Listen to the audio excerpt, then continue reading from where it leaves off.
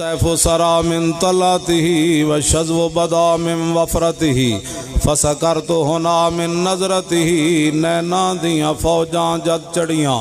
دو ابرو کوس مثال دسن جت نوکے میادے تیر چھٹن اور لباں سرخا کھان کے لال یمن چٹے دند موتی دیا ہل لڑیاں اے صورت نو میں جان آکھاں جانان کے جانے جہان آکھاں اور سچ آکھاں تے رب دی شان آکھاں جس شان تو شانوں سب بڑیاں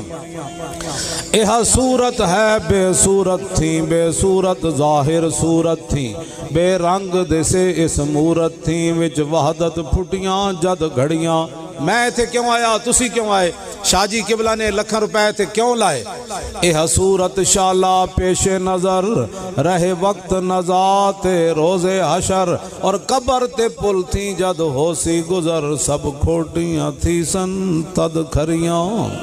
لاہو مخت و مخطط برد یمن من بھامری جھلک دکھاؤ سجن او مٹھیاں گالی الاؤ مٹھن جو ہمرا وادی سن کریاں وائنا سکھ دیاں تے کرلان دیاں تے لکھواری صدقے جان دیاں تے وائنا بردیاں مفت وکان دیاں تے شلاوت وی آمن او گھڑیاں او سبحان اللہ ما اجمل کا ما احسن کا ما اکمل کا او کتھے مہر علی کتھے تیری سنا گستاخ اکھیاں کتھے جا لڑیاں پیر صاحب فرماندے میں صرف لکھیا پڑھیا سب بھلا رہی ایک نام سجن دا گا رہی رگ رگ تے لوں لوں ساہاں نال دل لگیا بے پرواہ نال اور جتھے دم مارن دی نہیں مجال صلی علیہ ذوالجلال پیر صاحب نا حضور شاہ جی بڑھیا کیتی بھج کے وانگ کباب ہوئے فرماندے صرف ایک جھلک وے کیتی بھج کے وانگ کباب غلط کوئی کیتی بھج کے وانگ کباب ہوئے پیتے باز شراب خراب ہوئے پیر صاحب فرماتے کیتی بھج کے وانگ کباب ہوئے پیتے باز شراب خراب پیر صاحب دا آخری عمر سایہ بھی مک گئے سی پتہ ہے نا پیر میرے لشاہ مولانا غلام محمد گھوٹوی کہہ دیں میں باولپور یونیورسٹی پڑھان جا رہے تھے گلی وچ اے پیر صاحب دے مرید سن مولانا غلام محمد گھوٹوی بڑے قداور تے پیر صاحب فرمان سن یہ اوت العلم والجسم بھائی ہے نال علم بھی ادا تے نال جسم بھی چنگا ہے جنے دا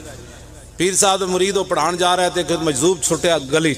اٹھ بیٹھا کہنے لگا سناؤ اے غلام محمد گھوٹوی تیرے پیر دا کی حال ہے انہوں نے کہا جی بیمار ہے انہوں نے کہا بیمار شمار کوئی نہیں مکر کرنا انہوں نے کہا تیرا پیر میرے لیے شاہ بیمار کوئی نہیں وہ مکر کرنا انہوں نے کہا چھڑو جی بادشاہ میرے پیر بیمار ہیں انہوں نے کہا بیمار کوئی نہیں پیر میرے لیے شاہ دا سایہ گم ہو گیا فنا پھر رسول ہو گیا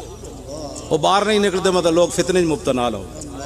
کیتی بھج کے وانگ کباب ہوئے پیتے باز شراب خراب ہوئے سرشارت بیتاب ہوئے انہاں خونیاں مست نگاہاں نال